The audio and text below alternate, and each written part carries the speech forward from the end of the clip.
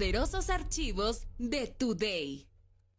Señores, aquí en los poderosos archivos de Today, momento para hablar y para abrir estos poderosos archivos a una institución dentro del periodismo y la historia cubana. Señores, estamos hablando nada más y nada menos que del Diario de la Marina, que se fundó en el año 1844 y que fue herencia de dos de los principales diarios de la etapa colonial en Cuba.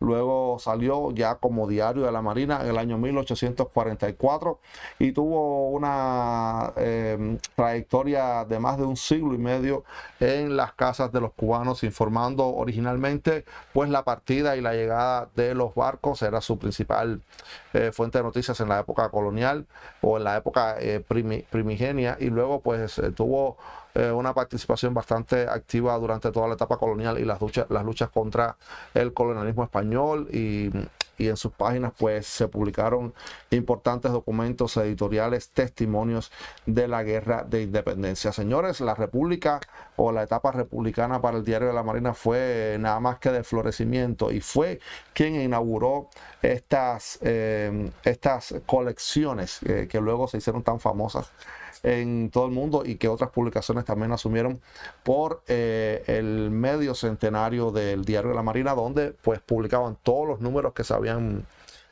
salido a la luz en esos 50 años, y luego la edición del centenario, y luego la edición del siglo y medio.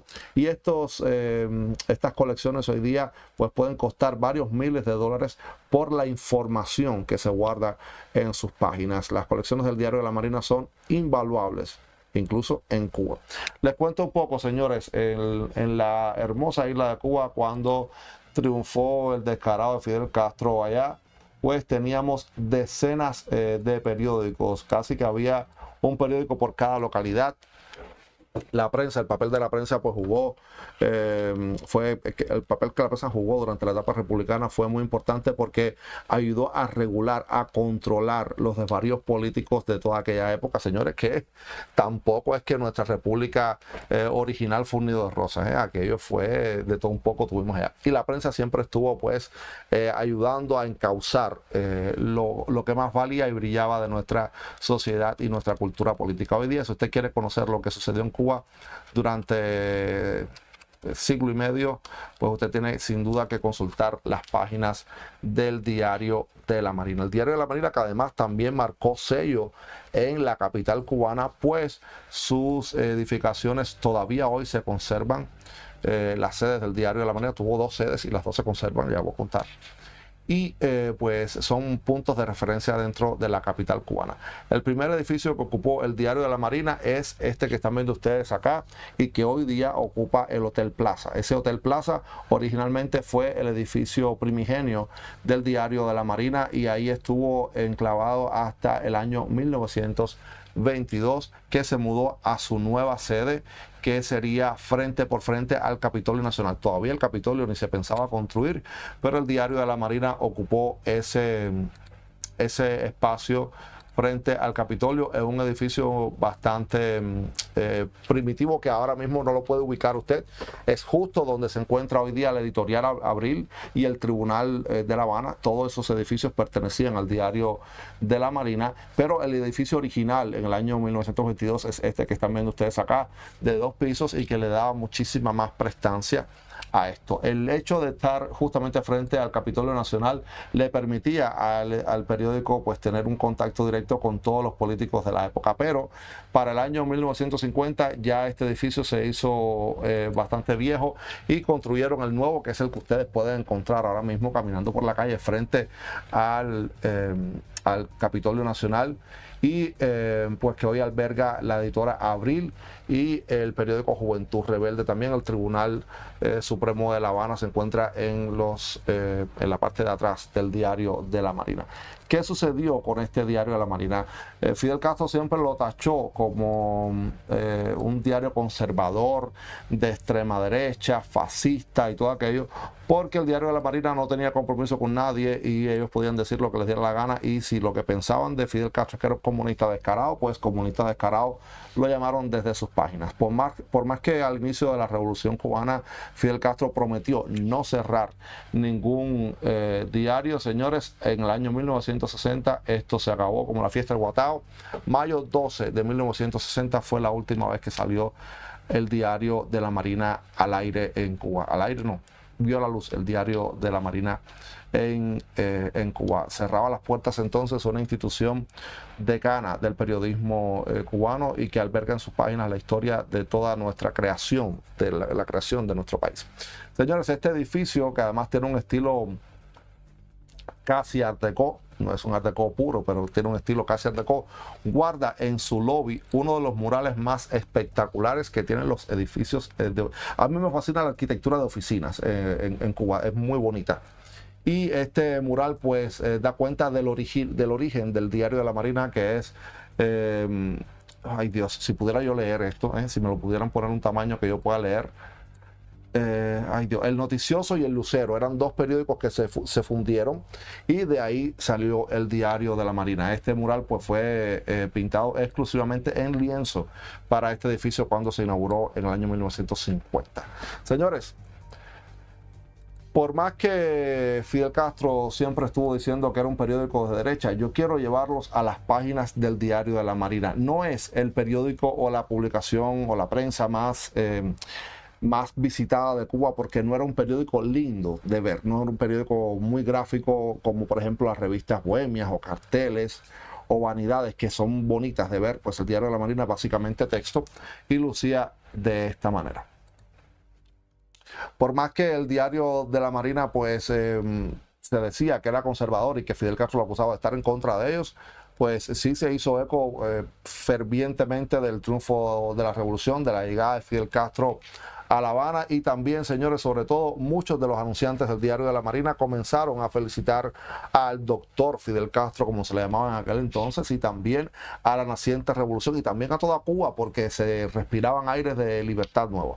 Van a sorprenderse mucho con esto que van a ver ahora, porque son algunos de estos anuncios que durante enero de 1959 el diario de la Marina estuvo publicando en sus páginas. Por cierto, era uno de los periódicos más grandes de Cuba, contaba ediciones de entre 33 y 40 páginas en su interior, con un suplemento literario semanal en donde se publicaban novelas, artículos y cuentos también por entrega. Este es uno de los diarios más importantes que tuvimos en Cuba y además es el diario de más larga data en idioma español. Todavía hoy ningún diario en idioma español ha superado los 160 años que estuvo el diario de la Marina entre nosotros. Señores, esto es algo de lo que los comerciantes de aquel entonces decían a los dirigentes y líderes de la Revolución Cubana. Escuchen esto. Esta es la Asociación de Tiendas por Departamento, que además contaba entre sus miembros, esta asociación, de tiendas tan prestigiosas como El Encanto, Woolworth, es el Tencent en Cuba, Fin de Siglo, Los Precios Fijos, Almacenes Ultra, Sánchez Milá, también Sears, La Nueva Isla, el Bazar Inglés y la Isla de Cuba. Todos ellos unidos en este comunicado publicado en el diario de la Marina, felicitando al doctor Fidel Castro por haber liberado a Cuba y lo trataban de libertador y salvador de la isla. En fin. Esto es la tienda La Época, también felicitando a todo el pueblo de Cuba por el triunfo de su libertad en este año nuevo 1955.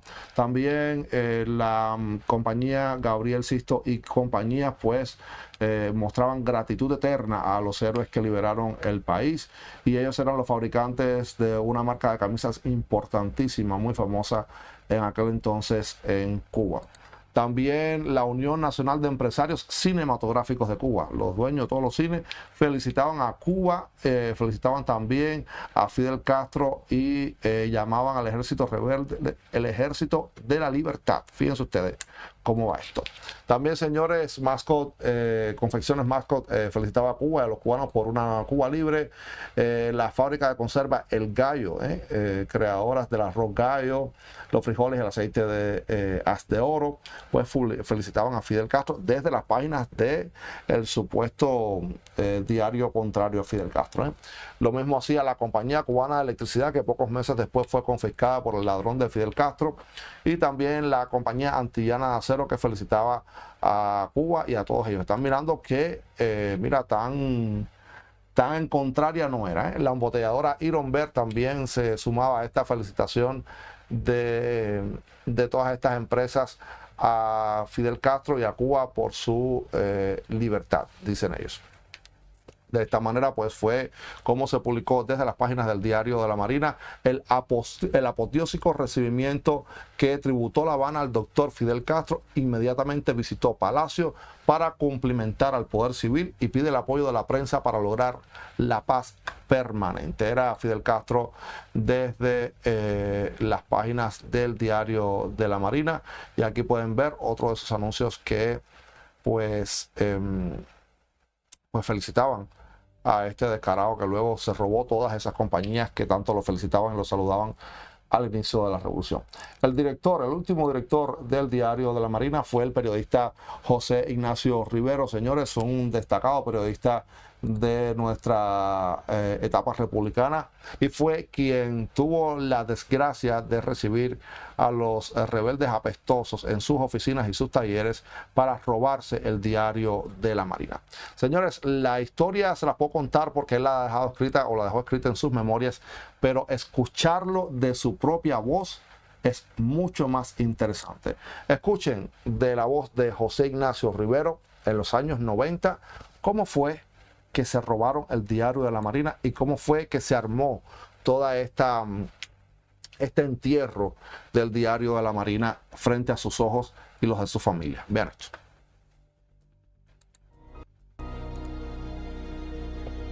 Para mayo de 1960 circulaban todavía Prensa Libre y Diario de la Marina. Turbas del régimen toman el diario a fines de ese mes. El subdirector de Prensa Libre, Humberto Medrano, lanza un editorial en defensa del Diario de la Marina y corre similar suerte. Son cerrados. Y Bohemia, último baluarte de la prensa independiente, es tomada en junio de 1960. Su director, Miguel Ángel Quevedo, sale al exilio. Bueno, el primer tipo de censura fue el miedo, decirle horrores a quien opinara en contra de la revolución, en su periódico Revolución, y en los demás periódicos que eran revolucionarios. Casi todos decían lo mismo, en contra del que decía algo en contra de la revolución. Ese es el tipo de censura que la gente tenía miedo y se echaba para atrás y dice, no, mañana me cogen preso, no es cuestión de que me vayan a censurar públicamente. Entraron por el fondo del edificio del Diario de la Marina, donde se entraba para los talleres, rompieron las puertas de cristal de entrada, unos milicianos, y rompieron los cilindros de cobre que se iban a poner en las máquinas para el rotolavado. Me llama el jefe de redacción y me dice, aquí están con una carta de ellos, en fin, del gobierno, en contra suya, dándonos a cada uno de los que estamos aquí y a los obreros también la carta para que la firmen. Estando Oscar, mi hermano, y yo en la embajada, vemos la televisión, el entierro del Diario de la Marina. Esa fue la reacción, el entierro, que había un público enorme, con el féretro y el nombre mío en el féretro. Y un cartel grande arriba del féretro con un cocodrilo. Y decía, Pepinillo, como decían ellos, Pepinillo, te lloramos con lágrimas de... y el cocodrilo. Y entonces todos, hasta la Universidad de La Habana fueron al alma mater y allí metieron el discurso Raúl Castro y Cubela y todos los demás que fueron.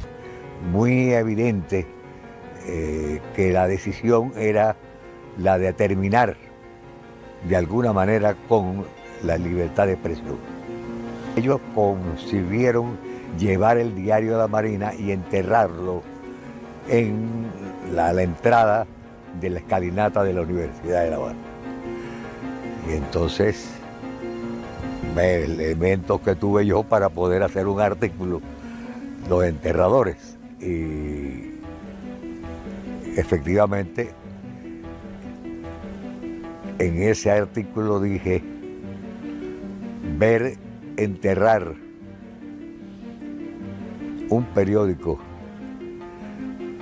es decir, un elemento informativo, al pie de la entrada de un centro educacional, es como ver enterrar un código al pie de un juez o de un lugar donde se administra la justicia. Entonces dijeron, y al día siguiente salió la respuesta de ellos diciendo, y pronto llega a presa libre. Castro no quería.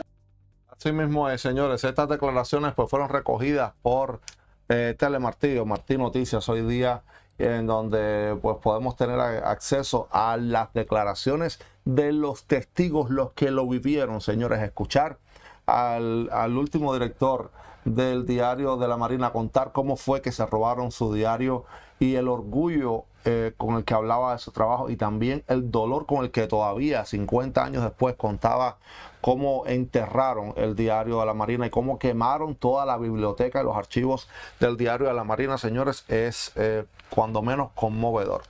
Él sabía lo que se le venía encima, señores, y fue mayo 12 o 12 de mayo el final del diario de la Marina. Pero si algo tuvo importante este periódico para la historia reciente de Cuba, fue que fue el único periódico, la única publicación en Cuba que se atrevió a publicar íntegramente la carta de renuncia del comandante Hugo Matos en octubre del año 1959. Esto ya fue el pistoletazo en la cabeza para el diario de la Marina.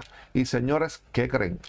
Buscamos tanto y tanto esa edición justamente del 22 de octubre de 1959 y se la tenemos aquí para ustedes. Señores, la edición del 22 de octubre de 1959 relataba: acusado el comandante Hugo Matos de haber frenado en la zona de Camagüey la ley de reforma agraria. Recuerden, Hugo Matos pues era el encargado de toda la zona central o la zona de Camagüey, de crear esa provincia como tal, y viendo, oliéndose por donde iban los tiros con Fidel Castro y que aquello era más comunista que Lenin, pues el señor decide renunciar. Fidel Castro pues monta uno de sus shows mediáticos y todo fue recogido por el diario de la Marina. Es la única publicación en Cuba en donde usted puede encontrar esta carta publicada íntegramente, la carta de renuncia de Hugo Matos. Y nosotros aquí, señores, le tenemos fragmentos de lo que dice esa carta para que entiendan dos cosas. Número uno, por qué Fidel Castro no podía permitir la libertad de expresión bajo su mando. Y también, señores, entiendan la valía, el coraje, la valentía de esos que le renunciaron en la cara a Fidel Castro luego de estar luchando junto a él. Señores, así decía la carta de Hugo Matos. Compañero Fidel, en el día de hoy he enviado al jefe de Estado Mayor por conducto reglamentario un radio interesando mi licenciamiento del ejército rebelde. Por estimar que este asunto debe pasar por tus manos, quiero ponerlo en tu conocimiento. Primero, siempre tutea a Fidel, siempre lo trata de tú, nada de comandante, señor, no, de tú siempre. Número uno, no deseo convertirme en un obstáculo para la revolución y creo que teniendo que escoger entre adaptarme o arrinconarme, no se pueden captar las palabras del doctor Castro cuando está leyendo Fidel Castro la carta. Él no puede transcribir eso. Número dos, por un elemental pudor debo renunciar a todas las responsabilidades ante las filas de la revolución después de conocer algunos comentarios tuyos que tuviste con los compañeros Agramonte y Martínez Malos. Si bien en esa conversación no mencionaste mi nombre, me tuviste después de la sustitución, pues me tuviste presente. Creo igualmente que después de la sustitución de Luque y otros cambios más, todo el que ha tenido la franqueza de hablar contigo del problema comunista como esto, del problema comunista, debe irse antes de que lo quiten, dice Fidel Castro. Tercera, solo concibo el triunfo de la revolución contando con un pueblo unido, dispuesto a soportar los más grandes sacrificios. También porque vienen 1000 dificultades económicas y políticas. También está diciendo más adelante en esta carta. Y es el que está, y ese pueblo unido y combativo no se logra ni se sostiene si no es a base de un programa que ratifique sus intereses y sus sentimientos. También más adelante Hugo Matos continúa diciendo en esta carta lo siguiente: Quiero aclararte que nada de esto lleva el propósito de herirte, le dice a Fidel Castro, ni de herir a otras personas. Digo lo que siento y lo que pienso con el derecho que me asiste en mi condición de cubano sacrificado por una Cuba mejor. Ojo, cómo él se autodenomina. Creo que he trabajado bastante y esto me satisface porque independientemente del respeto conquistado en los que me han visto de cerca, los hombres que saben dedicar su esfuerzo a la consecución del bien colectivo disfrutan de la fatiga que proporciona el estar consagrado al servicio del interés común. Uber Matos termina esta carta diciendo que quiero que entiendas que esta determinación por meditada es irrevocable. Por lo que te pido, no como el comandante Uber Matos, sino sencillamente como uno cualquiera de tus compañeros de la sierra. ¿Te acuerdas, le dice Uber Matos, de los que salían dispuestos a morir cumpliendo tus órdenes? Que accedas a mi solicitud cuanto antes, permitiéndome regresar a mi casa en condición de civil, sin que mis hijos tengan que enterarse después en la calle que su padre es un desertor o un traidor, deseándote todo género de éxitos para ti en tus proyectos y afanes revolucionarios y para la patria, agonía y deber de todos, queda como siempre tu compañero Uber Matos. Y así se despedía Uber Matos desde las propias páginas del Diario de la Marina recogidas en esta edición del 22 de octubre de 1959. Quiero recordarles algo por si se les ha perdido de vista este dato. 22 de octubre de 1959. 6 días después era enviado a Camagüey a arrestar a Uber Matos, nada más y nada menos que el comandante Camilo Cienfuegos. En ese avión donde debería haber regresado Uber Matos, perdió la vida y todo rastro Camilo Cienfuegos. Uber Matos la salvó porque regresó por tierra a La Habana custodiado por sus propios soldados, sus propios compañeros soldados. Para que vean cómo se va enlazando una cosa con la otra. 6 meses después, el Diario de la Marina publicaba en su página central esta nota. Hoy damos sepultura a 128 años de ignominia. Ha muerto el Diario de la Marina.